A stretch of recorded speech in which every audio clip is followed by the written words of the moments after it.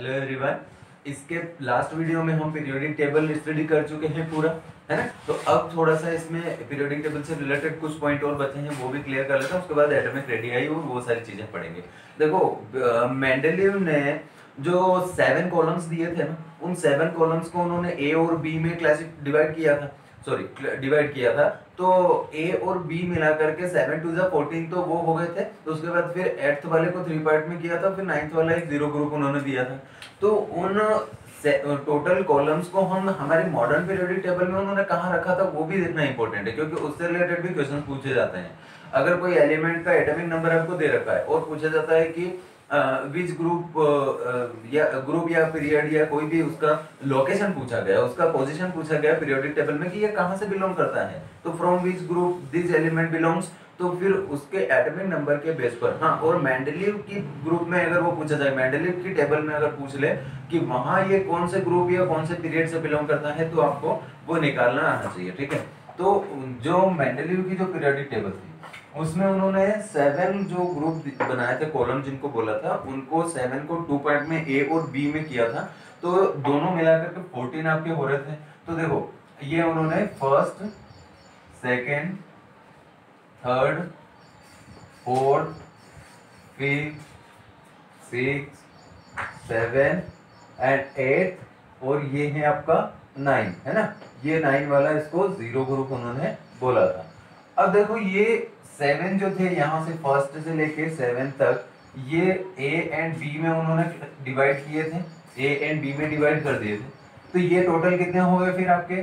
7 ए के लिए हो गए, 7 बी के लिए हो गए, तो 14 हो गए। फिर 8th वाला जो बचा था उसको उन्होंने 3 पार्ट में कर दिया था, और एक जो 9 वाला बचा था उसको उन्होंने बोला था 0 ग्रुप, ठीक है। तो ये हमारी मॉडर्न पीरियोडिक टेबल में कहाँ रखे जाते हैं, तो इनके लिए देख लेते हैं। अब आपको याद ये रखना है कि ये ए के साथ 7 ए के साथ होंगे, फिर 7 बी के साथ भी होंगे।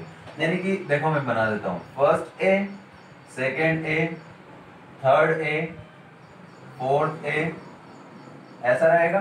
तो ये 7 तक जाएगा ए के लिए, फिर बी के लिए भी first B, second B, third B, ऐसे जाएगा कहां तक? 7 तक।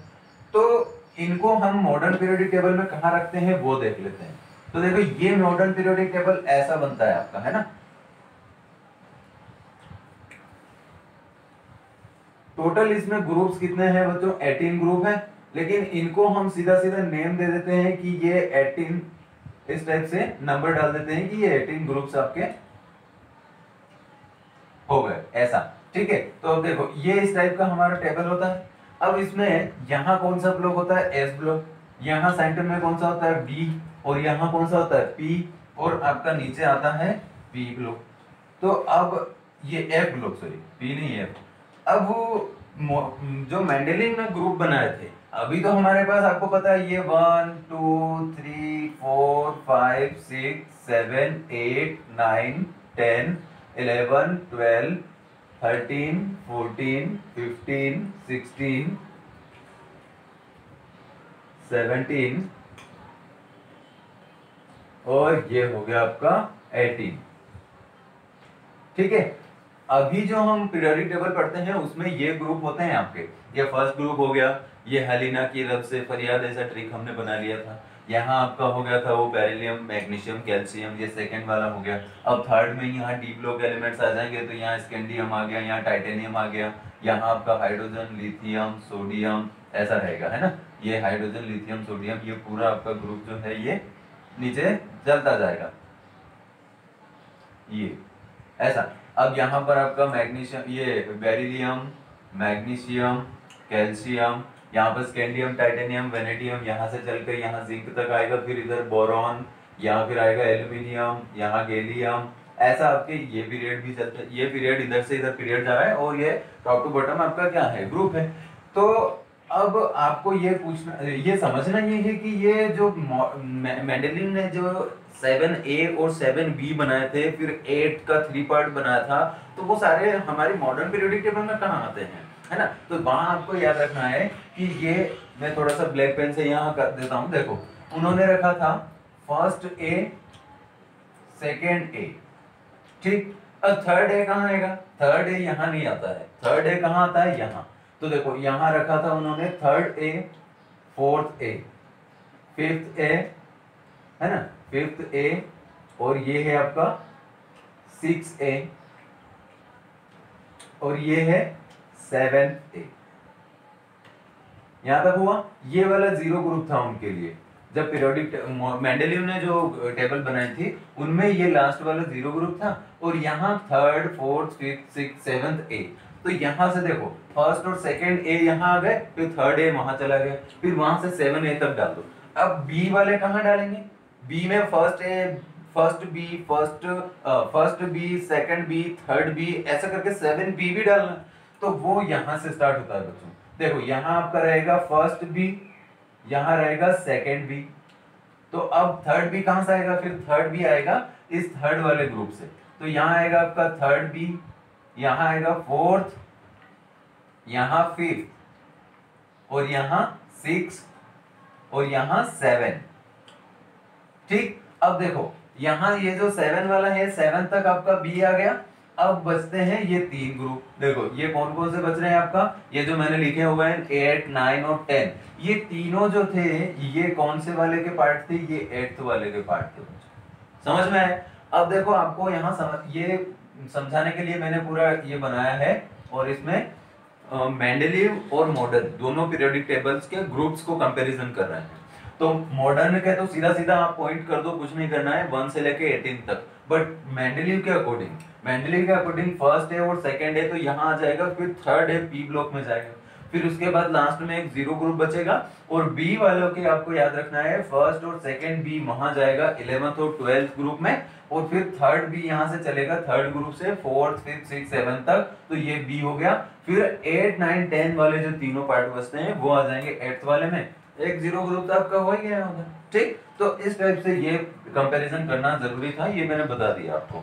ऐसे भी क्वेश्चन पूछे जाते हैं। कोई भी एलिमेंट का एटॉमिक नंबर आपको दे दिया, सपोज गैलियम दे दिया 31 होता है ना, 31 एटॉमिक दे दिया, नंबर दे दिया, तो atomic number of an element is 31, from which group is this element belongs. तो आपको ऐसे निकालना है, और अकॉर्डिंग टू मेंडेलीव पूछा है तब भी आपको याद रखना है कि वो थर्ड ए से बिलोंग करता है या फोर्थ ए से बिलोंग करता है, या फिर वो बी में आता है, जिंक पूछ लिया। तो इस टाइप से बच्चों आपको सारी चीजें इसमें कंपेयर करके याद रखना है। नेक्स्ट आते हैं हम लोग एटॉमिक रेडियस। एटॉमिक रेडियस आपका इंपॉर्टेंट पॉइंट, मतलब अलग से पॉइंट है, हेडिंग बनाना, उसको heading banana atomic radius.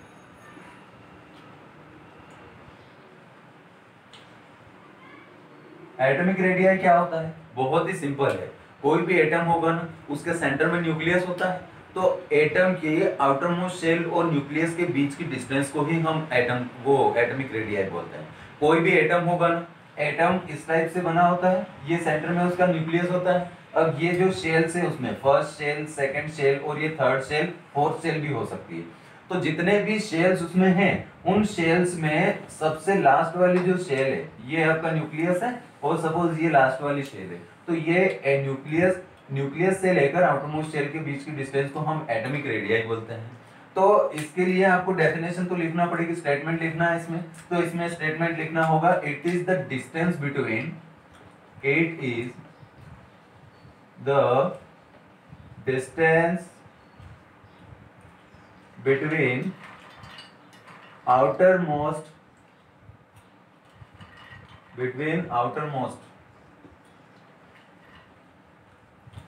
outermost shell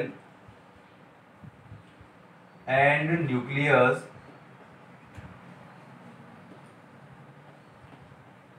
of an atom।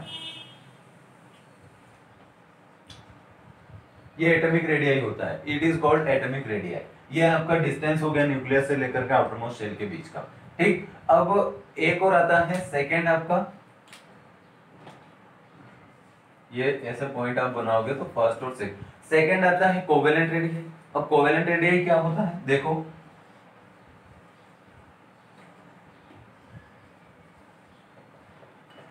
हम कोई भी एक सर्कल बनाते हैं, है ना, सर्कल के सेंटर पॉइंट से लेकर उसका जो ये आउटरमोस्ट लेयर होती है वहां तक की डिस्टेंस को, यानी कि कोई भी सर्कल है उसके हाफ डिस्टेंस है ना, उसको भी हम जैसे रेडियस बोलते हैं, रेडियस, उसी टाइप से इसको हम रेडियाई, एटॉमिक रेडियाई किसको बोलेंगे, जिस जो उसके सेंटर पॉइंट से न्यूक्लियस हो जाएगा, तो सेंटर से लेकर के आउटर मोस्ट शेल के डिस्टेंस को हम एटॉमिक रेडियाई बोल देंगे।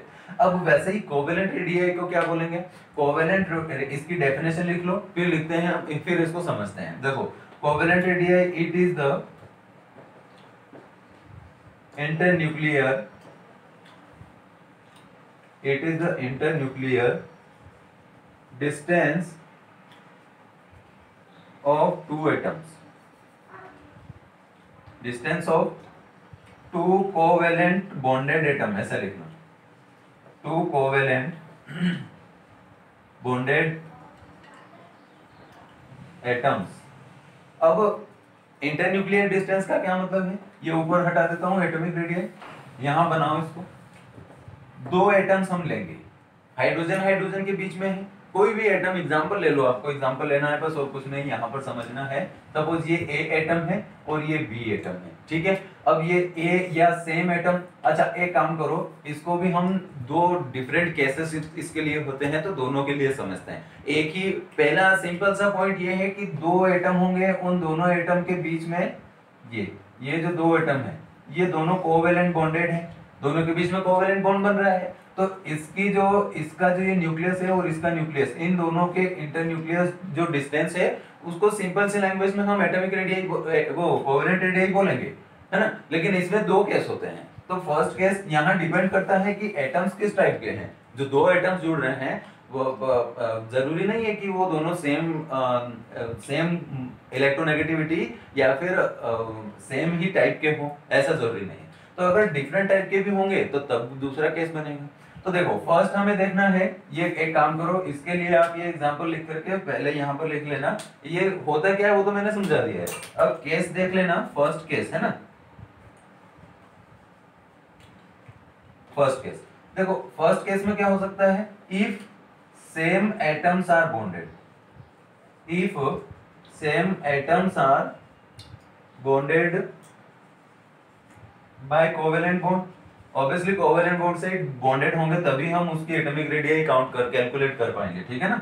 और इफ सेम एटम्स अगर बॉन्डेड होंगे तो, है ना, देखो बाय कोवेलेंट बॉन्ड। अब इसका एग्जांपल यहां समझो, यहां एग्जांपल में लेता हूं ए एंड ए, है ना, ये इस टाइप के दो एटम है। अब ये दोनों एटम क्या है, ये ऐसे इस टाइप के इनकी स्ट्रक्चर है ये। अब ये दोनों एटम कोवेलेंट बॉन्डेड है, तो कोवेलेंट बॉन्डेड है मतलब इन दोनों के बीच में ये डिस्टेंस तो नहीं होना चाहिए, तो ये दोनों कैसे रहेंगे, कोवेलेंट बॉन्ड से कैसे बॉन्डेड रहेंगे, ये ऐसे, ये ऐसे। तो ये जो मैंने बीच में ए लिखा है, यहां इसका न्यूक्लियस मानो, तो ये इसका न्यूक्लियस है, तो आपने क्या बोला है कि इंटरन्यूक्लियर डिस्टेंस, तो यहां दोनों के बीच की डिस्टेंस को आप क्या बोलोगे, एटॉमिक रेडियस। ये जो भी डिस्टेंस है आपका, इसको बोलेंगे covalent radius, sorry covalent radius. अब इसका फॉर्मूला क्या होगा, how to find out the covalent radius. तो कोवेलेंट रेडियस को कैसे फाइंड आउट करेंगे, सेम एटम के केस में, आपको याद रखना है, सेम एटम के केस में आप कोवेलेंट रेडियस कैसे फाइंड आउट करेंगे, तो वो फाइंड आउट करेंगे डिस्टेंस ए टू ए, ये देखो इंटरन्यूक्लियर डिस्टेंस है ना, ए से लेकर ए के बीच की, तो देखो इसको कैसे आप कैलकुलेट करेंगे, D A to A divide by 2। अब क्या सिंपल सा ये है कि जो एटम्स हैं कोवेलेंट बॉन्डेड एटम्स है, उनका हाफ क्या होगा, उनके बीच इंटरन्यूक्लियर डिस्टेंस के बीच, मतलब इंटरन्यूक्लियर डिस्टेंस का हाफ क्या बन जाएगा, कोवेलेंट रेडियस। अब इसको आप क्या बोलोगे, देखो R C is equal to A to A divide by 2, ठीक। तो ये फॉर्मूला आपका कब बनेगा, जब सेम एटम होगा। ये फर्स्ट केस के लिए मैंने फॉर्मूला बनाया यहाँ पर। अब केस सेकंड देखते हैं, है ना, देखो फर्स्ट ये हुआ, सेकंड कैसे होगा, हटा दूं मैं इसको। यहां जो एटम्स आपस में बॉन्ड बना रहे थे कोवेलेंट बॉन्ड, वो सेम टाइप के थे। अब डिफरेंट टाइप के देखते हैं, केस 2 कैसा होगा आपका, केस 2 सेकंड केस, है ना। देखो यहां एटम्स जो बॉन्ड बनाने वाले हैं वो डिफरेंट टाइप के हो, है ना। तो देखो इफ एटम्स आर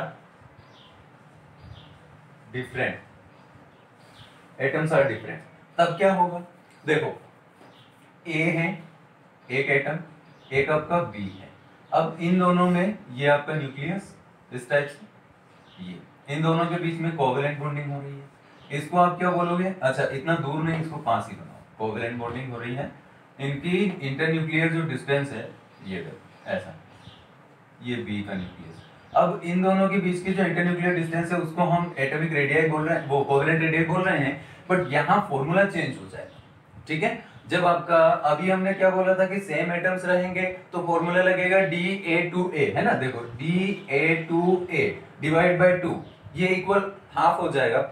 लेकिन यहाँ क्या होगा, यहाँ फॉर्मूला अलग लगेगा और उसके लिए हम रखेंगे जैसे देखो Ra2B, Ra2B आपको कैसे फाइंड आउट करना है? तो यहां रखना है आप Ra प्लस Rb, ठीक, प्लस ये होगा प्लस आपका होगा 0.09, ये होगा 0.0, ये माइनस होगा, सॉरी ये माइनस होगा 0.09 और इनटू होगा difference between electronegativity, difference between electronegativity. अब क्या करना है, Ra2B, यहां जो A है उसका खुद का एटॉमिक रेडियस फाइंड आउट करना है हाफ करके, ये फॉर्मूला पुट करके। फिर सेकंड आपका B है, तो B का एटॉमिक रेडियस फाइंड आउट करना है।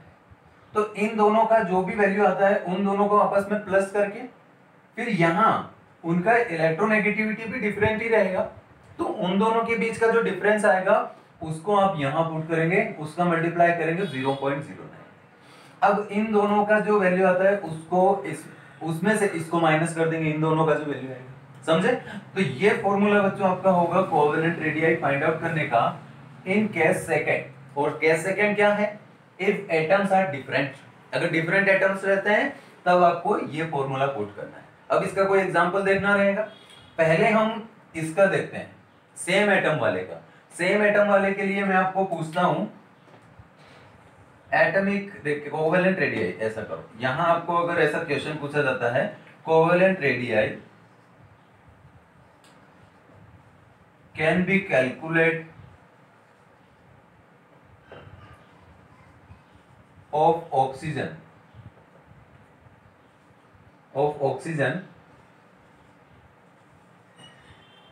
by which following atom, by which following molecule, ऐसा लिखो मॉलिक्यूल। अब एग्जांपल दे दिए, उसमें ऑप्शन दे दिया आपको, फर्स्ट में दिया O2, ऑप्शन दे दिए O2, सेकंड दे दिया O3, थर्ड दे दिया वाटर H2O और फोर्थ दे देता है वो H2O2। ये क्वेश्चन मैं इसका पूछ रहा हूं सेम केस वाले का, सेम एटम्स अगर रहेंगे तब केस फर्स्ट केस रहेगा, और फर्स्ट केस में ये क्वेश्चन आपको पूछा जाता है तो आप कौन सा ऑप्शन इसमें से चूज करोगे। देखो डिसाइड, सबसे पहला काम आपको करना है कोवेलेंट बॉन्ड कैसा होता है, सिंगल, है ना, उसमें कोई पाई बॉन्ड नहीं रहता है। इसका मतलब O के बीच में, ऑक्सीजन ऑक्सीजन के बीच में कैसा बॉन्ड बन रहा है, डबल बॉन्ड। तो इससे तो आप कैलकुलेट नहीं कर पाओगे। हमने उसमें कंडीशंस क्या लिखी है वो भी याद रखना है, एटम सेम होने चाहिए, कोवेलेंट बॉन्ड होना चाहिए और सेम एटम होने चाहिए, है ना। तो वो उसके बाद ये ऑप्शन आपका नहीं होगा तो सेकंड वाले में करो। सेकंड वाले में O3 किस टाइप से एग्जिस्ट करता है, दो ऑक्सीजन के बीच में डबल बॉन्ड और एक के बीच, एक के साथ सिंगल, तो फिर भी नहीं कर पाते हैं। तो यहाँ ये ऑक्सीजन इसके साथ डबल बॉन्डेड है। H2O में क्या होगा, ये एटम्स तो सिंगल बॉन्डेड है बट सेम नहीं है, हाइड्रोजन और ऑक्सीजन दोनों डिफरेंट एटम्स हो गए, तो यहाँ ये कंडीशन अपनी अप्लाई नहीं हो पाती। अब लास्ट बचता है आपका फोर्थ वाला, तो फोर्थ वाले में दो ऑक्सीजन आपस में सिंगल बॉन्डेड है और दो हाइड्रोजन है।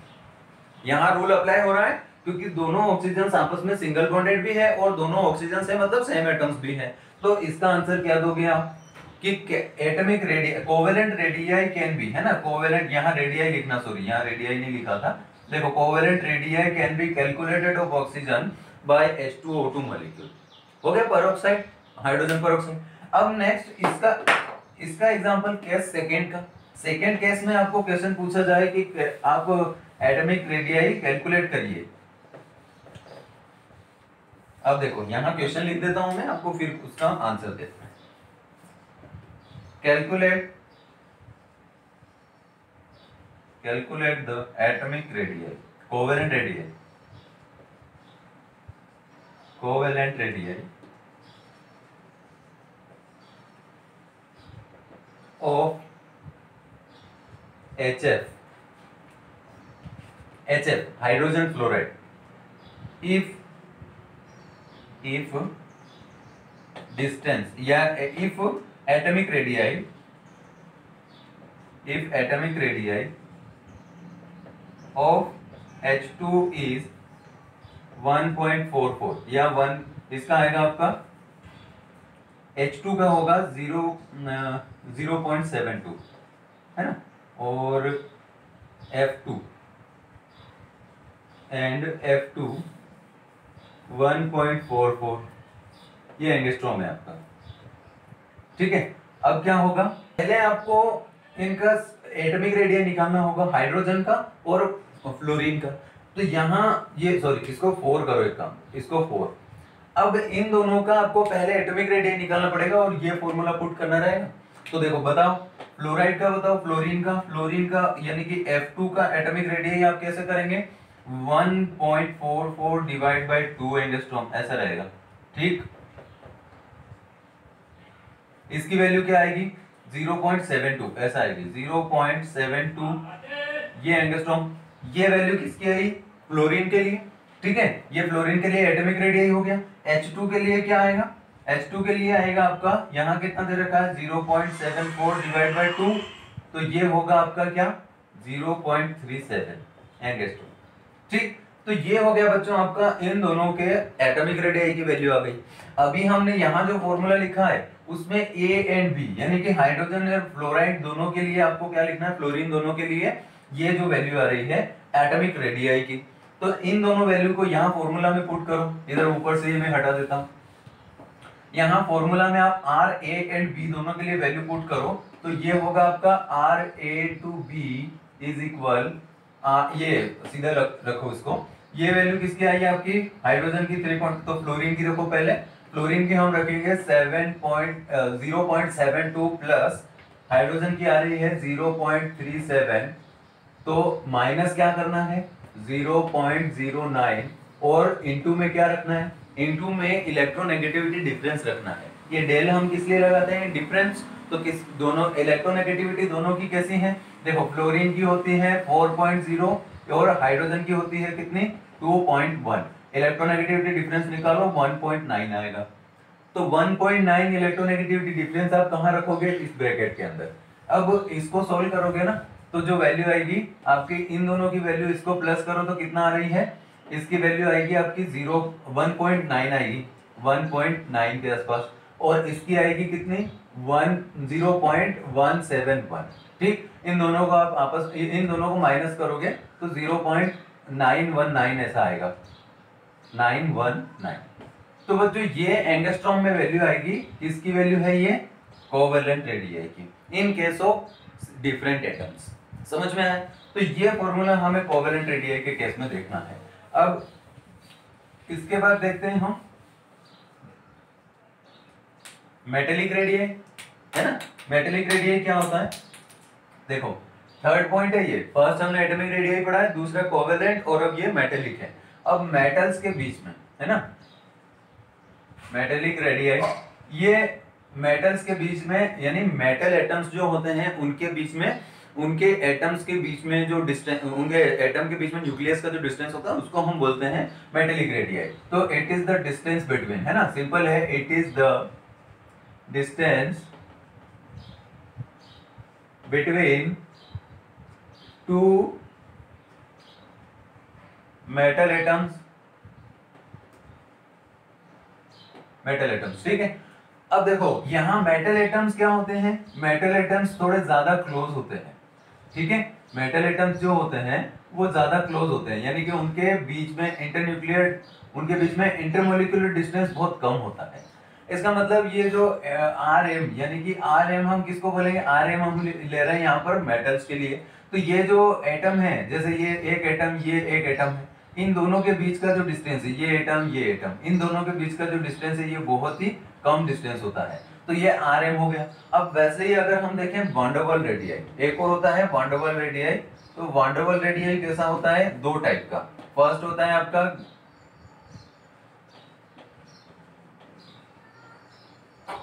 Van der Waal radii. Van der Waal radii, van der Waal radii बच्चों टू टाइप का होता है। फर्स्ट होता है आपका नॉन मेटल्स के लिए, नॉन मेटल्स, और सेकंड होता है आपका इनर्ट गैसेस के लिए। तो इनर्ट गैसेस यानी सीधा सीधा आप ऐसा समझो कि ये होते हैं जो मेटल्स होती है वो सॉलिड होती है, तो सॉलिड का एटॉमिक रेडियाई कम होगा, सॉलिड का जो रेडियाई मेटालिक रेडियाई जो आएगा वो कम आएगा, उसकी वैल्यू कम होगी। और नॉन मेटल्स आपकी लिक्विड हो सकती है, तो ये लिक्विड और ये इनर्ट गैसेस यानी कि इसको गैस समझो, तो इनके बीच का जो डिस्टेंस इंटरन्यूक्लियर डिस्टेंस होता है वो थोड़ा ज्यादा हो जाएगा, इनके बीच का जो डिस्टेंस है वो थोड़ा ज्यादा हो जाएगा नॉन मेटल्स का। ये ए एंड बी सपोज आपके दो अलग अलग एटम्स हैं उनके बीच, लेकिन गैसेस के केस में तो और भी दूर हो जाएगा, गैसेस के केस में इसकी वैल्यू और भी बढ़ जाएगी। तो यहां सीधा सीधा आपको ये समझना है कि ये तीनों की जो एटॉमिक रेडियाई है इनमें ऑर्डर क्या आएगा, तो इनमें ऑर्डर आएगा यानी कि मैक्सिमम वैल्यू होगी आपकी गैस की, तो यहाँ वंडरवाल आप उसको बोल सकते हैं। वंडरवाल में गैस, मेटल, नॉन मेटल और इनर्ट गैस इस टाइप से तीनों अलग अलग है, तो Rm की वैल्यू आपकी क्या होगी, कम, उससे ज्यादा किसकी वैल्यू होगी आपकी, ये नॉन मेटल्स के लिए है ना, तो इसको आप एक काम करो वंडरवाल, इससे पहले हमने निकाला था कोवेलेंट रेडियाई, तो कोवेलेंट रेडियाई की वैल्यू इससे थोड़ी ज्यादा होगी, तो ये Rc, और इससे भी ज्यादा किसकी होगी आपकी Rv यानी कि वंडरवाल रेडियाई। ठीक, तो ये ऑर्डर आ जाएगा बच्चों, तो यानी कि Rv की वैल्यू ज्यादा होगी, फिर उससे कम Rm की, यहाँ m आएगा, सॉरी m कर लो, यह मेटल की रेडियाई उससे कम होगी और उससे भी कम होगी कोवेलेंट रेडियाई, ऐसा आएगा। ठीक है, तो ये हो गया वंडरवाल रेडियाई, उससे कम मेटेलिक और उससे भी कम कोवेलेंट रेडियाई। नेक्स्ट देखते हैं एट आयनिक रेडियाई, है ना। देखो आयनिक रेडियाई कैसे होते हैं, दो अलग अलग टाइप के रेडियाई होते हैं आयंस में। आयन में देखो केटायंस भी बनते हैं, एनायंस भी बनते हैं। तो फर्स्ट आप पॉइंट यहाँ बनाएंगे, ये रेडियाई पढ़ लिया हमने, एटॉमिक हो गया, कोवेलेंट हो गया, मेटेलिक हो गया, वंडरवाल हो गया। अब देखते हैं, अब एक और आ रहा है आपका कौन सा, केटायन, वो आयनिक रेडियाई। पहले पॉइंट डालेंगे आयनिक रेडियाई, आयनिक आयनिक रेडियाई। ये क्या होता है, आयंस के बीच का, जैसे कोई भी एटम है जब वो कोई इलेक्ट्रॉन डोनेट या एक्सेप्ट करेगा तो वो आयनिक बनेगा, तो उसके आउटर मोस्ट शेल और न्यूक्लियस के बीच के डिस्टेंस को आयनिक रेडियाई कहेंगे। तो इसमें दो अलग अलग केस होंगे, है ना। देखो फर्स्ट होगा आपका cationic,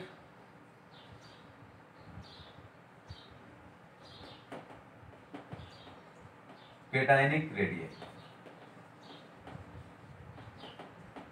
cationic radii.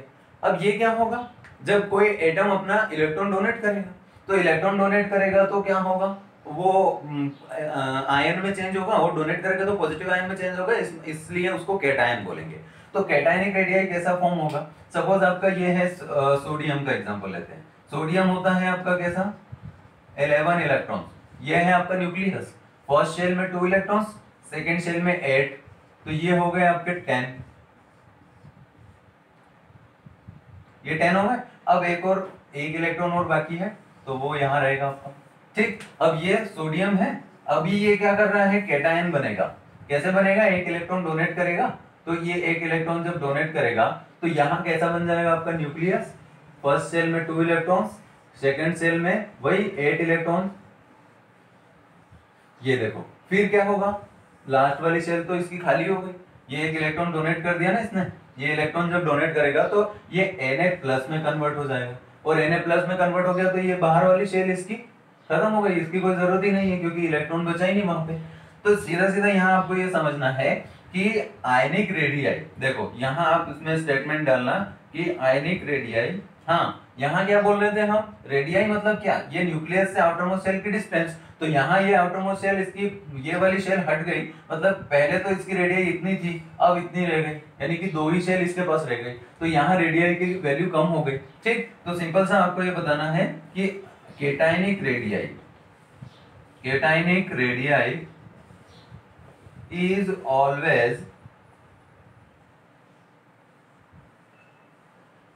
always less than parent atom, parent atom। जो भी इसका पेरेंट एटम होगा, यानी कि सोडियम आइसोलेटेड फॉर्म में जो प्रेजेंट है तो 11 इलेक्ट्रॉन्स है, एक इलेक्ट्रॉन उसने डोनेट कर दिया तो प्लस में चला गया, तो उसका आयनिक कैटायनिक रेडियाई की वैल्यू कम हो गई। अब सेम यहाँ एनायनिक की जगह क्या होगा, एनायनिक रेडियाई भी तो हो सकता है। जब वो कोई एटम इलेक्ट्रॉन एक्सेप्ट करेगा तो वो क्या करेगा, सेकेंड पॉइंट आप यहां समझो, एनायनिक रेडियाई।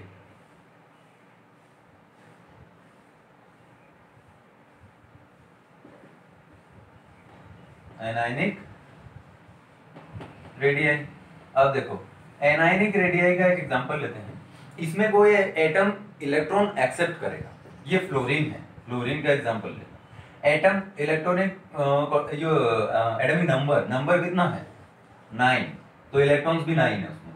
अब वैसे ही देखो, फर्स्ट शेल में 2 इलेक्ट्रॉन, सेकंड शेल में 1 2 3 4 5 6 और 7, ठीक। देखो 7 है, अभी क्या हो रहा है, यहाँ टोटल 9 इलेक्ट्रॉन्स है, ये आइसोलेटेड फॉर्म में प्रेजेंट है। अब ये एक इलेक्ट्रॉन एक्सेप्ट कर रहा है, एक इलेक्ट्रॉन एक्सेप्ट कर रहा है।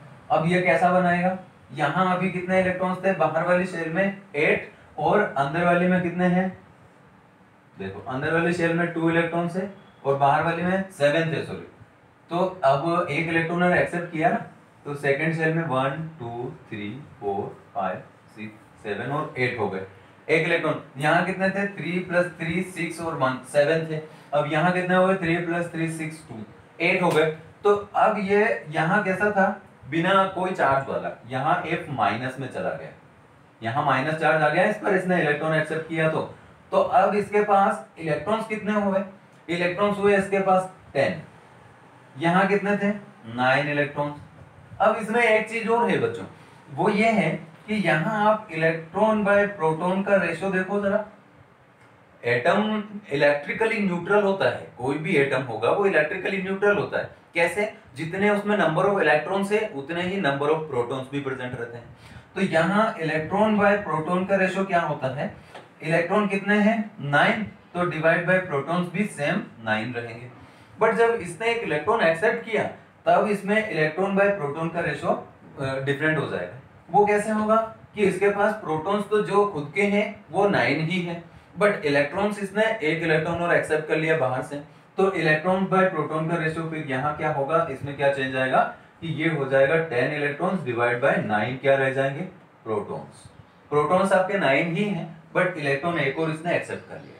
तो अब यहाँ सीधा सा आपको एक पॉइंट ये बनाना है, वो पॉइंट ये बनेगा कि फ्लोरीन का जो एटॉमिक रेडियाई है वो पेरेंट एटम से बड़ा होगा, लार्ज होगा, क्योंकि देखो अंदर में जो न्यूक्लियस में प्रोटॉन्स हैं वो बाहर से इलेक्ट्रॉन्स को अपनी तरफ अट्रैक्ट करने का काम कर रहे हैं।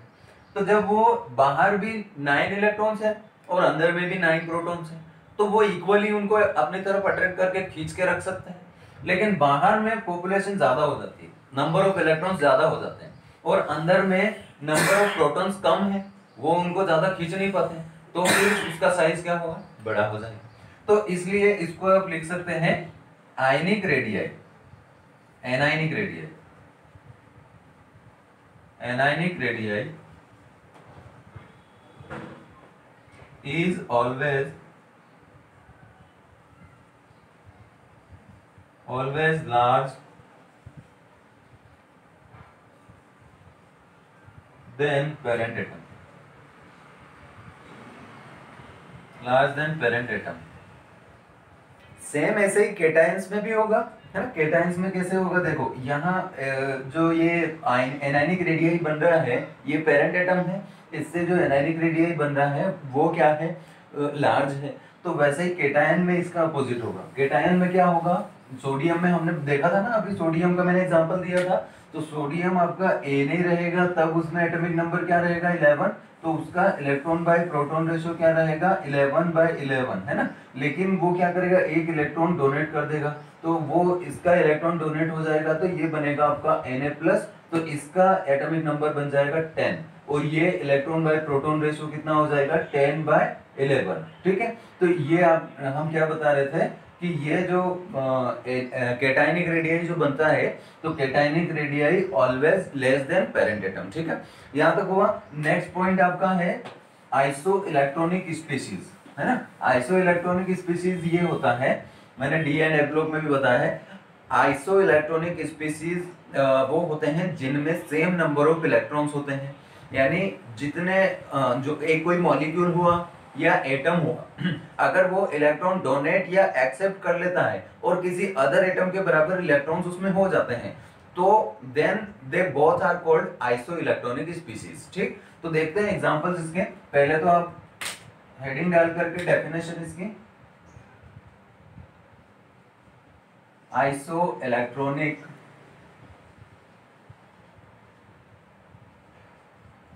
स्पीसीज, आइसो इलेक्ट्रॉनिक स्पीसीज है ना, क्या होंगे?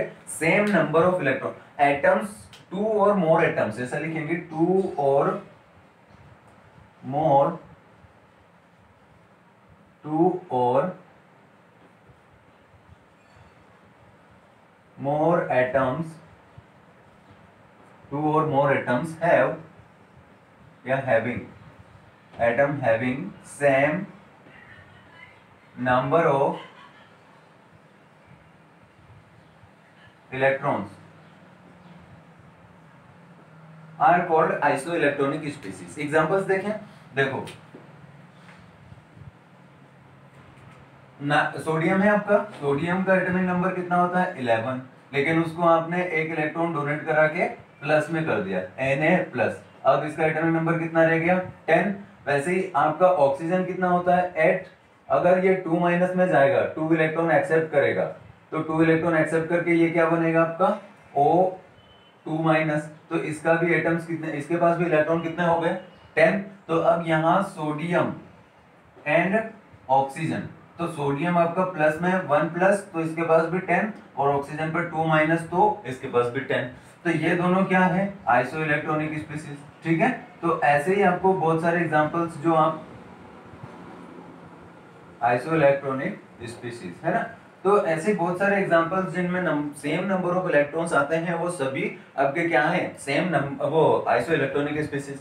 ऐसे ये तो हो गए एटम्स। वैसे ही अगर फ्लोरीन ले लो, तो फ्लोरीन आपका अभी कैसा है ना, फ्लोरीन माइनस ले लो, तो फ्लोरीन माइनस में भी 10 हो गए ना, 9 इसमें होते हैं इलेक्ट्रॉन्स, और इसने एक इलेक्ट्रॉन एक्सेप्ट कर लिया, माइनस में चला गया, तो ये भी आपका 10 ही बना रहा है। वैसे ही अगर आपका फ्लोरीन हुआ, सोडियम हो गया, और भी बहुत सारे, और कोई मॉलिक्यूल ले लो, मॉलिक्यूल में सपोज आपने CH4 ले लिया, अब CH4 में क्या है?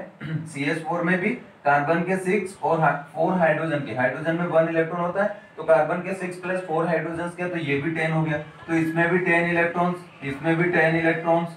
और ऐसे अगर हम एक और ऐसे कुछ मॉलिक्यूल में देखें, तो CO2 एंड NO2,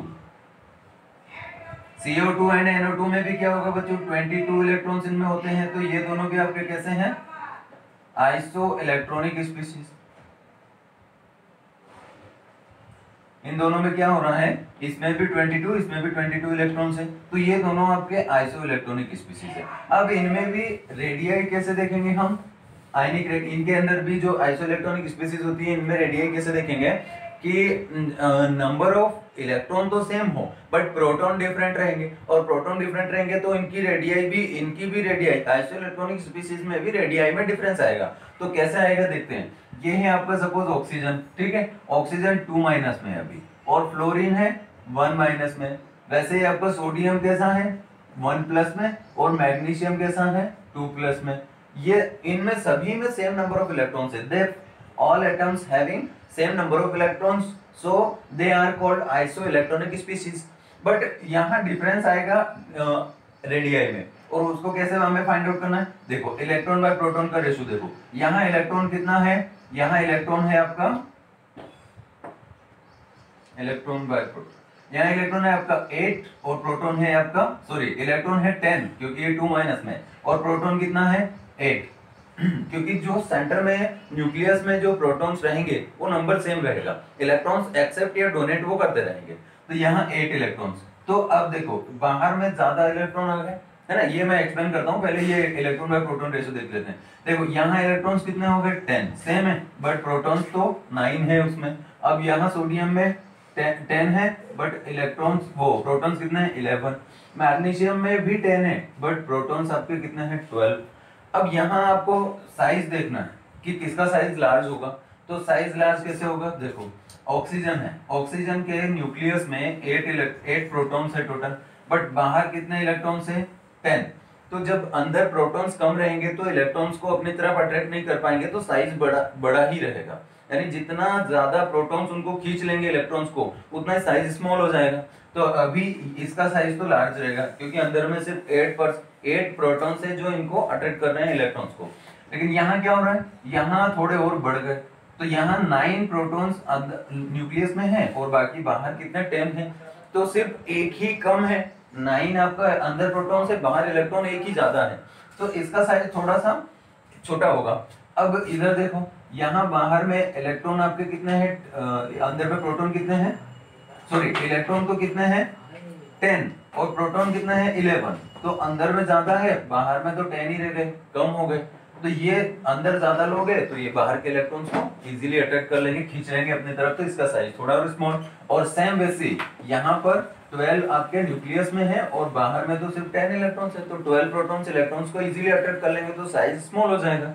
तो इनके साइज का ऑर्डर ये होगा, है ना, लार्ज साइज होगा ऑक्सीजन O2 माइनस का, जबकि ये सारे क्या है आइसो इलेक्ट्रॉनिक स्पीशीज है, इन सभी के पास 10 इलेक्ट्रॉन्स हैं, बट प्रोटॉन्स इनके पास डिफरेंट है, तो इसकी वजह से इनका साइज भी डिफरेंट रहेगा। ठीक, ये तो हुआ बच्चों आपका आइसो इलेक्ट्रॉनिक स्पीशीज। अब देखते हैं नेक्स्ट देखते हैं factor affecting to atomic size. Heading डालना है आपको, factors affecting to atomic size. Atomic size या एटॉमिक रेडियाई भी बोल सकते हैं, एटॉमिक साइज। ठीक है, अब इसमें एटॉमिक साइज का हम पीरियोडिक टेबल में सिंपल सा, अगर आप टॉप टू बॉटम जाएंगे तो नंबर ऑफ शेल्स इंक्रीज होगी, और नंबर ऑफ शेल्स इंक्रीज होगी तो साइज बढ़ता जाएगा, साइज लार्ज हो जाएगा। लेकिन नंबर ऑफ इलेक्ट्रॉन्स बढ़ेंगे, शेल नहीं बढ़ेगी, तो साइज आपका स्मॉल होता जाएगा, यानी कि इंक्रीज और डिक्रीज होता जाएगा। तो वो देख लेते हैं। तो सबसे पहले हमें नंबर ऑफ शेल्स देखना है, यहाँ पॉइंट आपको डालना है, first point factor affecting to atomic size. तो इसमें फर्स्ट फैक्टर कौन सा है, नंबर ऑफ शेल।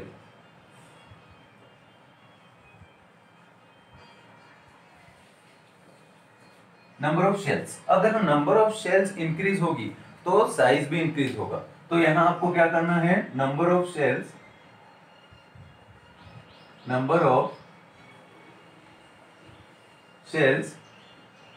इज, या ऐसा करो, number of shells is directly proportional to atomic size.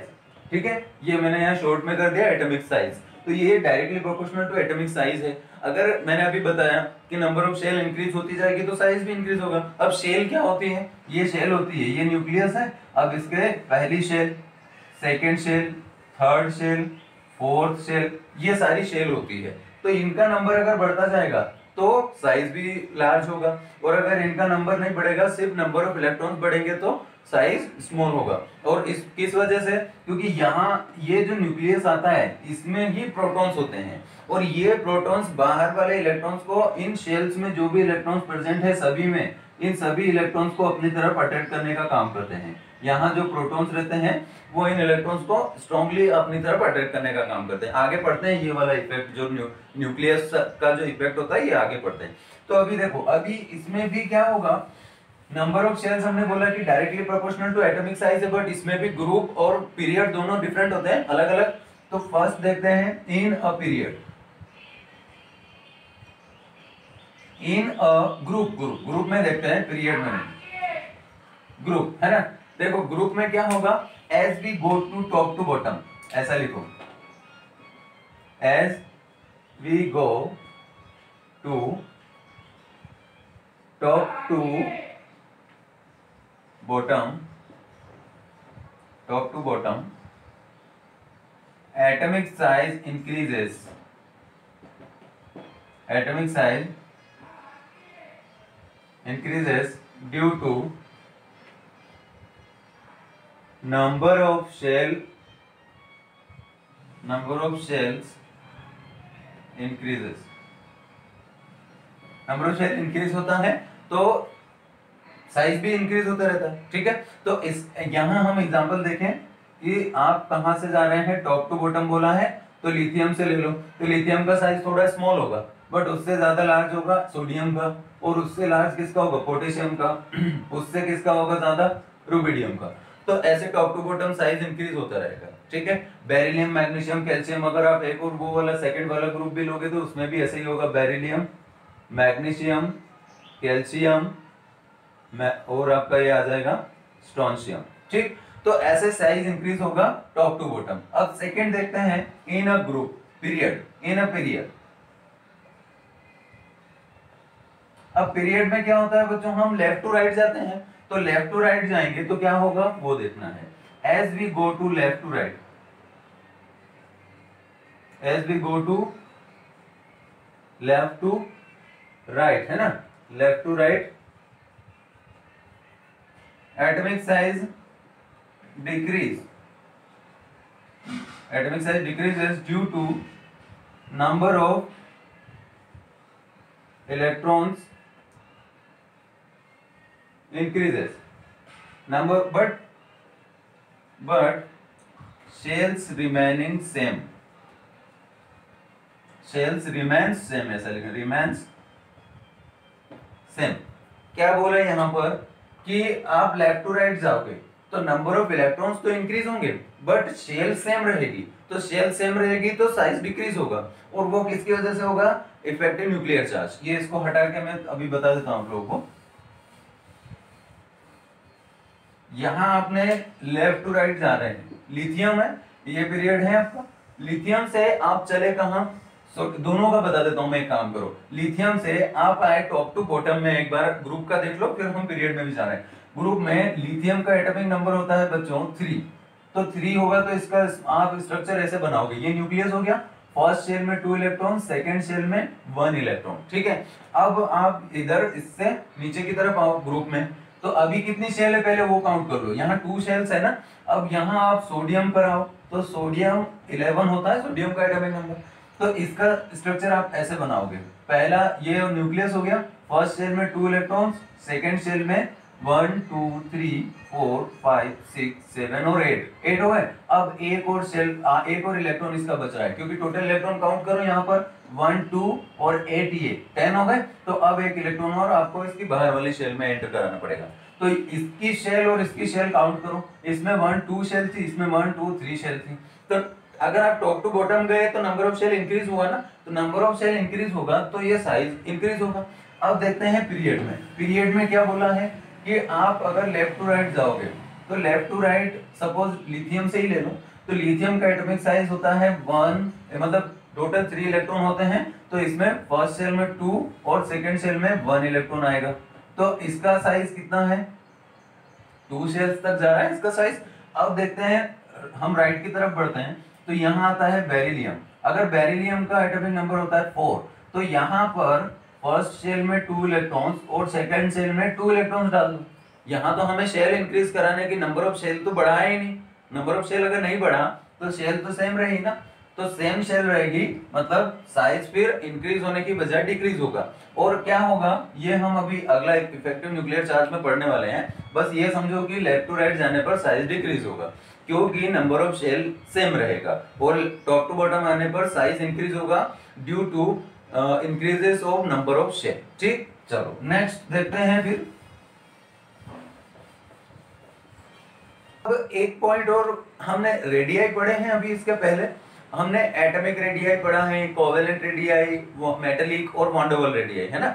अब देखो वॉन्डरवॉल रेडियाई हमने पढ़ा था, वॉन्डरवॉल रेडियाई में आप एक बार आपको फिर से रिमाइंड करा दूं कि ये था आपका वॉन्डरवॉल रेडियाई 2 टाइप से हमने लिखा था,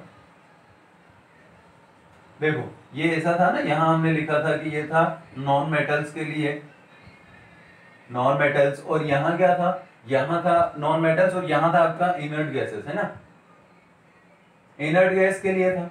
तो हमने ये देखा था कि इसके पहले मेटालिक रेडियाई था, तो मेटालिक रेडियाई का साइज थोड़ा कम होता है, मतलब मेटालिक रेडियाई हमेशा कम आएगा, उसकी वैल्यू कम होगी क्योंकि मेटल्स के इंटरमोलिकुलर स्पेस या उनमें एक डिस्टेंस थोड़ा कम होता है, लेकिन नॉन मेटल्स गैस भी हो सकते हैं, लिक्विड भी, तो उनमें थोड़ा सा ज्यादा होगा, और इनर्ट गैसेस में तो और भी ज्यादा होगा। तो अब मैं आपको ये बताना चाह रहा हूं कि अगर आप लेफ्ट टू राइट जाएंगे तो लेफ्ट टू राइट में साइज अभी हमने बोला कि इंक्रीज नहीं होगा, डिक्रीज होगा। तो यहाँ डिक्रीज कहां तक होगा? ओनली देखो यहां आपने लिया नियोन, लिथियम, यहाँ होगा आपका बेरिलियम, ये होगा आपका बोरॉन, और ये होगा कार्बन, नाइट्रोजन, ऑक्सीजन और फ्लोरीन। अभी मैं ये बोल रहा हूं कि अगर आप लेफ्ट टू राइट, यहाँ थोड़ा सा ये नियोन को छोड़ो, अभी आप यहाँ ये फर्स्ट ग्रुप है आपका, टॉप टू बॉटम जाते हैं तो, और लेफ्ट टू राइट जाते हैं तो ये पीरियड है पूरा।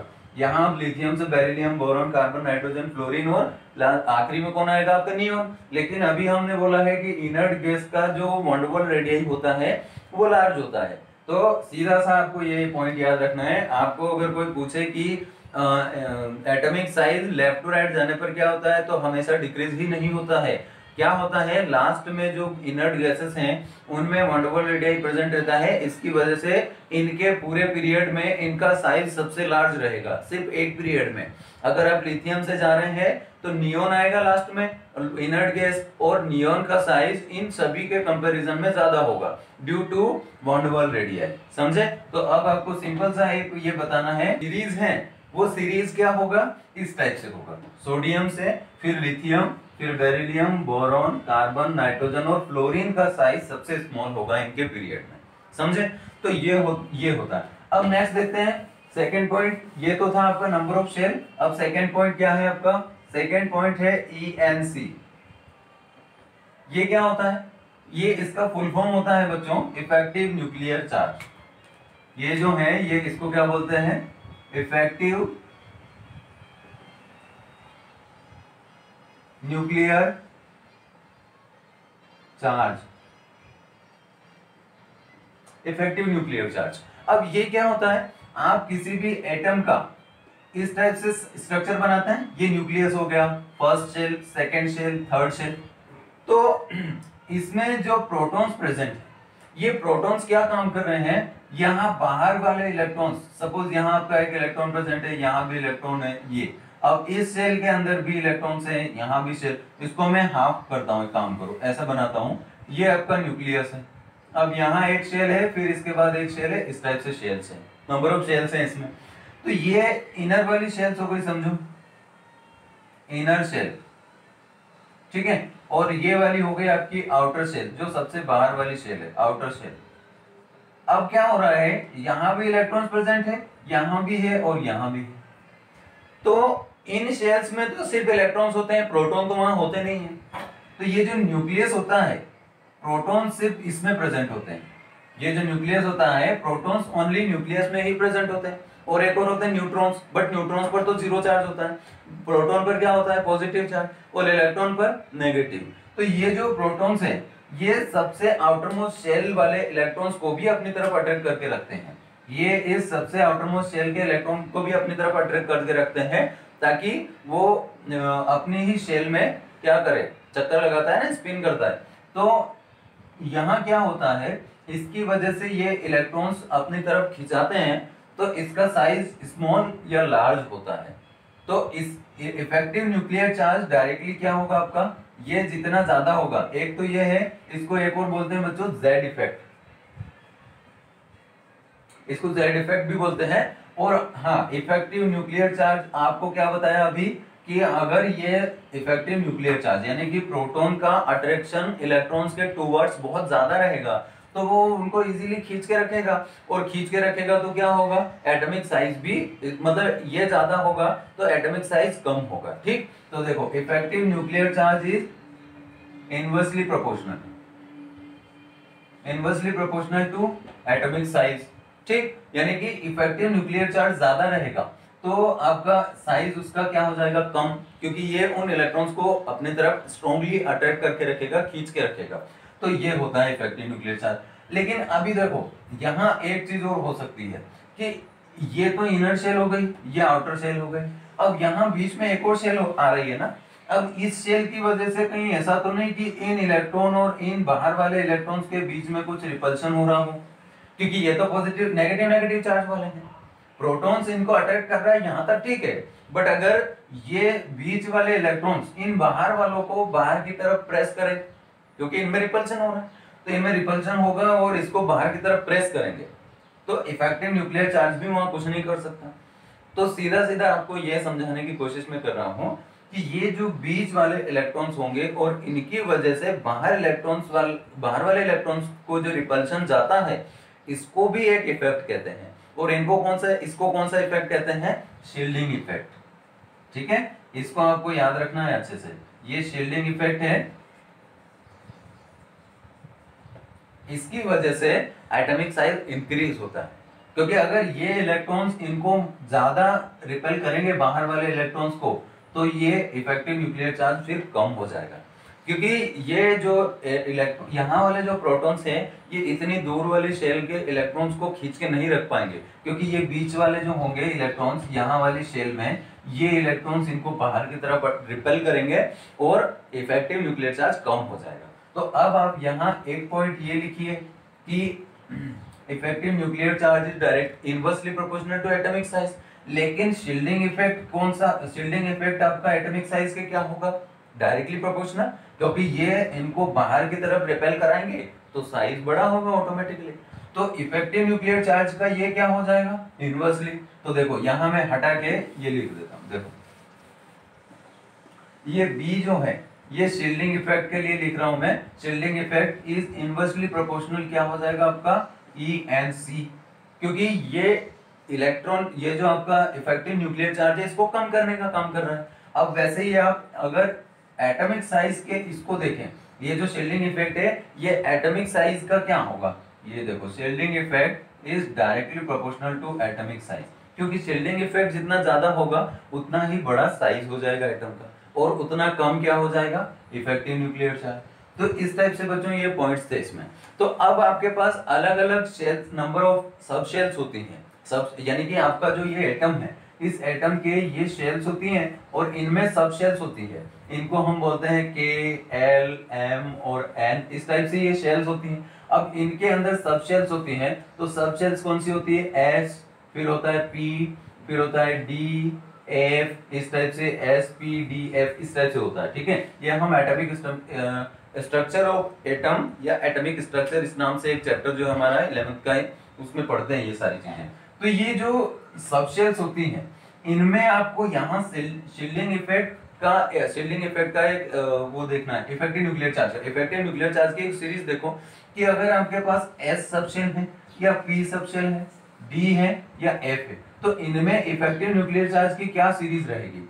किसमें ज्यादा इफेक्टिव न्यूक्लियर चार्ज रहेगा? तो बच्चों एस में इफेक्टिव न्यूक्लियर चार्ज कम रहेगा, एस का जो शील्डिंग पावर है वो ज्यादा रहेगा। ठीक है, यहां हमने क्या बताया है कि shielding effect is inversely proportional to effective nuclear charge. तो अगर शील्डिंग इफेक्ट बढ़ेगा तो इफेक्टिव न्यूक्लियर चार्ज कम हो जाएगा। और शील्डिंग इफेक्ट किसमें ज्यादा होता है? तो वो होता है आपका एस में। तो यहां आप इसको ऐसा लिख सकते हैं, शील्डिंग पावर,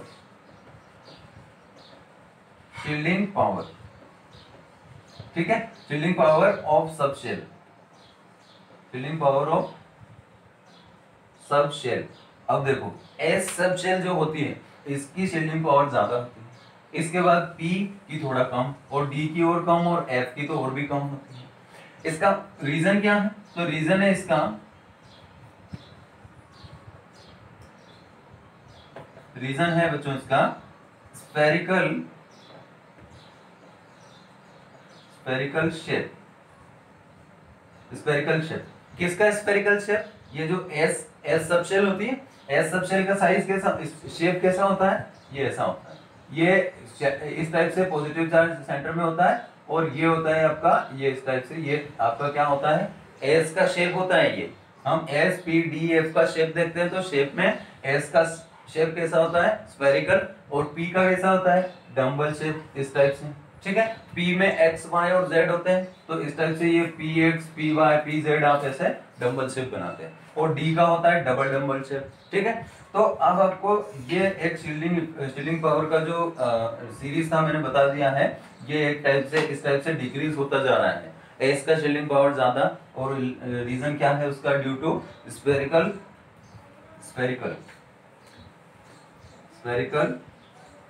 शेप। ठीक, यहां तक हुआ। तो ये है इफेक्टिव न्यूक्लियर चार्ज, और ये इसकी वजह से भी एटॉमिक साइज आपका किस टाइप से इफेक्ट होता है, ये हमने देख लिया। ठीक, अब नेक्स्ट एलिमेंट्स आते हैं। देखो ये डी ब्लॉक एलिमेंट्स आपके 3D हैं, ऐसा यहाँ आप इसमें हेडिंग डालना, सी वाले में देखना 3D एलिमेंट्स, 3D एलिमेंट्स है ना। देखो 3D में क्या होता है, हम जब scandium, titanium, vanadium, chromium, manganese, iron, cobalt और निकिल और कॉपर और जिंक, इस टाइप से इधर लेफ्ट टू राइट जाते हैं तो एटॉमिक साइज डिक्रीज होना चाहिए। बट यहाँ क्या होता है बच्चों, ये जो आयरन और कोबाल्ट होते हैं और निकिल, इन तीनों का साइज बच्चों, यहाँ पर एक एक्सेप्शन है, ये याद रखना है आपको, इन तीनों का साइज थोड़ा सा सेम होने लगता है। ठीक है, और इनका साइज सेम होता है। फिर इधर से जिंक, और इसके बाद आता है आपका पी ब्लॉक वाला एलिमेंट, जैसे जिंक के बाद आपका आएगा गैलियम। ठीक है ना, जिंक के बाद उधर, चलो मैं इसको एक साथ बता देता हूँ कि ये स्कैंडियम से लेकर के आप इधर जाएंगे तो लेफ्ट टू राइट आपका साइज डिक्रीज होना चाहिए। बट यहाँ क्या होता है, इन तीनों का साइज ऑलमोस्ट सेम होता है, ऑलमोस्ट, है ना, बिल्कुल सेम नहीं होता, ऑलमोस्ट सेम होता है। तो इन तीनों का साइज ऑलमोस्ट सेम होता है। फिर कॉपर और जिंक के बाद आपका कौन आएगा उधर सामने पी ब्लॉक में, जैसे ये आता है ना बोरॉन, एल्यूमिनियम, गैलियम और इस टाइप से इंडियम, और ये होता है आपका थेलियम। ये पी ब्लॉक का 13 वाला ग्रुप है, और ये आता है कहाँ, पी ब्लॉक 13 ग्रुप, ये आता है जिंक के जस्ट बाद। तो जिंक के जस्ट सामने आता है बच्चों आपका, सपोज आपका ये है जिंक, तो जिंक के बाद साइज डिक्रीज होना चाहिए, तो ये साइज डिक्रीज हाँ साइज डिक्रीज होना चाहिए। तो यहाँ आपका बोरॉन से लेकर के, ये देखो बोरॉन से टॉप टू बॉटम अगर आप आओगे तो इस टाइप से एल्यूमिनियम का साइज हमें पता है कि ग्रुप में तो इंक्रीज होता है, तो यहाँ बोरॉन से एल्यूमिनियम इस टाइप से साइज इंक्रीज होगा, और इस टाइप से इसके आगे भी गैलियम का साइज भी इंक्रीज ही होना चाहिए। बट यहाँ डी ब्लॉक एलिमेंट्स की वजह से, यहाँ ये जो डी ब्लॉक एलिमेंट्स का जो इस टाइप से डिक्रीज होता जा रहा है साइज, तो इनकी वजह से गैलियम का भी साइज क्या होता है, डिक्रीज। ठीक है, क्यों, क्योंकि इसका जो इनमें होता है डी में, डी ब्लॉक एलिमेंट्स में डी में कितने इलेक्ट्रॉन्स टोटल होते हैं, 10 इलेक्ट्रॉन्स तक जाता है। तो जब डी में 10 इलेक्ट्रॉन्स फिल्स इन डी ऑर्बिटल, है ना। देखो इसको एक काम करो, फिर मैं स्टेटमेंट बना करके लिख देता हूं नीचे, ऐसा लिखो इसको। देखो यहां लिखना है आपको, due two electron feeling in D orbital size decrease. D orbital में इलेक्ट्रॉन एंटर कराते हैं ना, तो वहां क्या हो जाता है, इनमें अभी हमने एक शील्डिंग पावर देखा था, तो एस का सबसे ज्यादा, फिर पी का उससे कम डी का, और उससे भी कम एफ का। मतलब यहाँ क्या हो रहा है, डी में शील्डिंग पावर कम हो जाएगा। तो डी में शील्डिंग पावर कम होगा, अगर शील्डिंग इफेक्ट इसमें डिक्रीज होगा तो सीधा सीधा इफेक्टिव न्यूक्लियर चार्ज इंक्रीज होगा। और आपको पता है जब इफेक्टिव न्यूक्लियर चार्ज इंक्रीज हो जाता है तो एटॉमिक साइज जो है वो आपका क्या हो जाता है, डिक्रीज हो जाता है। तो एटॉमिक साइज डिक्रीज हो जाएगा। तो सिंपल सा बच्चों ये पॉइंट आप नोट करके फिर इसके बाद लिखेंगे क्या, इसके बाद लिखेंगे कि इस टाइप से जो आपका बोरॉन के बाद बोरॉन, एल्यूमिनियम और गैलियम और इंडियम ये होता है। अब यहाँ साइज आपका इंक्रीज होना चाहिए था, इसकी वजह ये आपका क्या हो जाता है, डिक्रीज। समझे। और ये किसकी वजह से हो रहा है, ये हो रहा है डी ब्लॉक एलिमेंट्स की वजह से। इसी वजह से इनको due to this effect D block elements are called transition elements. ठीक है ना, इनको ट्रांजिशन एलिमेंट इसीलिए बोलते हैं कि ये जो यहाँ एक्सेप्शन आ रहा है गैलियम के साइज में, ये आ रहा है बच्चों आपका डी ब्लॉक की वजह से। क्योंकि डी में जो एलिमेंट्स इलेक्ट्रॉन्स एंटर करते हैं, तो डी में एंटर करने की वजह से उसका शील्डिंग पावर कम और इफेक्टिव न्यूक्लियर चार्ज ज्यादा हो जाता है, इसकी वजह से उसका साइज स्मॉल हो जाता है। समझे। तो ये तो हुआ डी में। अब वैसे ही से हम एफ में भी देखो, एफ में कैसे होगा, एफ ब्लॉक में भी शील्डिंग पावर बहुत कम होती है। देखो ये आपका F block element, F block में क्या होगा, एफ ब्लॉक में हम जो 4f एंड 5f पढ़ते हैं, तो देखो एक तो यहां due two electron feeling in F orbitals shielding power decreases, या शील्डिंग पावर वेरी लेस होती है, शील्डिंग पावर वेरी लेस, ऐसा लिखो इसको, shielding power very very less, है ना। देखो शील्डिंग पावर बहुत कम होती है, तो इसकी वजह से फिर क्या होगा, ये आपका एटम का न्यूक्लियस है, ये फर्स्ट सेल, सेकेंड, थर्ड और फोर्थ सेल है। अब ये सपोज आपकी फोर्थ सेल है, ये एफ सेल है, ठीक है। अब ये एफ सब सेल है, सॉरी, अब एफ सब सेल यहाँ आ रही है, यहाँ इलेक्ट्रॉन फील कराओगे तो यहाँ से इफेक्टिव न्यूक्लियर चार्ज बहुत ही आपका क्या होगा, ज्यादा। अब किसकी वजह से ज्यादा होगा, वो होगा due to less shielding effect. ये जो शील्डिंग इफेक्ट है ये आपका क्या है, बहुत ही कम रहता है, क्योंकि इनका शील्डिंग पावर बहुत ही क्या होता है, पुअर होता है, पुअर शील्डिंग पावर होता है। तो पुअर शील्डिंग पावर की वजह से, शील्डिंग पावर पुअर जो होता है, इसकी वजह से इफेक्टिव न्यूक्लियर चार्ज इंक्रीज होता है और इनका साइज क्या होता है, डिक्रीज हो जाता है। अब इनकी वजह से क्या इफेक्ट आता है पी ब्लॉक एलिमेंट्स पे, क्योंकि देखो अभी हमने क्या पढ़ा है, ये हटा देता हूं मैं, अभी हमने क्या पढ़ा है कि डी ब्लॉक एलिमेंट्स जो होते हैं इनमें यहाँ लेंथेनाइड और एक्टिनाइड्स आते हैं यहाँ पर हमने पढ़े हैं। तो इस टाइप से जो लेंथेनाइड एक्टिनाइड आते हैं, इनके बिहाइंड जो 14 एलिमेंट्स होते हैं उनको हम 4f एंड 5f में रखते हैं, ऐसा बनाते हैं हम लोग 4f एंड 5f। तो यहाँ जो इस लेंथेनम के बाद जो इलेक्ट्रॉन्स जाते हैं वो एक जो 4f में, तो वो किस ब्लॉक में आ गए, f ब्लॉक में। अब इनको क्या बोला जाता है, जो लेंथेनाइड होते हैं इनको बोला जाता है लेंथेनाइड कॉन्ट्रैक्शन, ठीक है। लेंथेनाइड कॉन्ट्रैक्शन क्या होता है, लेंथेनाइड कॉन्ट्रैक्शन यही होता है अभी जो मैंने बताया कि उनका शील्डिंग पावर बहुत पुअर हो जाता है। शील्डिंग पावर पुअर होने की वजह से इफेक्टिव न्यूक्लियर चार्ज बढ़ जाता है। तो इफेक्टिव न्यूक्लियर चार्ज बढ़ेगा तो साइज स्मॉल होगा। तो अब आप ये वाले एलिमेंट्स यहां से खत्म होते हैं, उसके बाद फिर लेंथेनम के बाद ये इस टाइप से हाफनियम और ये आगे की तरफ आप चलते जाते हैं। तो ये टेंटेनम, टंगस्टन, रेनियम, ओस्मियम, इरिडियम और Hg, ये प्लेटिनम, और आपका आएगा प्लेटिनम के बाद कौन आता है 4f। ये जो लेंथेनम वाला ग्रुप होता है, इस लेंथेनम वाला पीरियड होता है, इसमें हाफनियम, टेंटेनम और tungsten, rhenium, osmium, iridium, platinum, Oram और Hg। अब Hg के बाद कौन आता है बच्चों, ये Hg आया आपका, ये आया किसमें, लास्ट लेंथेनाइड वाले में, लेंथेनम वाले पीरियड में सबसे लास्ट ये आया। और आपको पता है कि लेंथेनम के बिहाइंड जो 14 एलिमेंट्स होते हैं उनमें, इनमें सभी में, उनमें और इनमें, इन सभी में क्या होता है 4f में भी इलेक्ट्रॉन्स जाते हैं। तो इसकी वजह से f में इलेक्ट्रॉन जाने की वजह से इनमें लेंथेनाइड कॉन्ट्रैक्शन होता है। तो लेंथेनाइड कॉन्ट्रैक्शन होने की वजह से फिर ये जो p ब्लॉक एलिमेंट्स होते हैं, तो p में आपका जैसे ये है बोरॉन, एल्यूमिनियम, गैलियम और इंडियम, और ये होगा आपका थैलियम।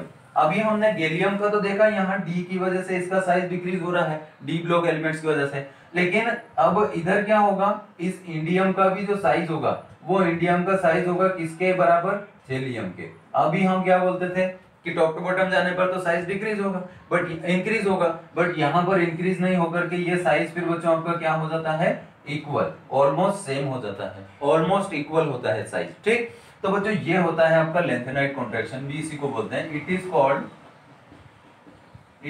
कॉल्ड लेंथेनाइड कॉन्ट्रैक्शन, ठीक। तो ये होता है बच्चों आपका EMC या इफेक्टिव न्यूक्लियर चार्ज जिसको हम बोलते थे, ठीक। तो ये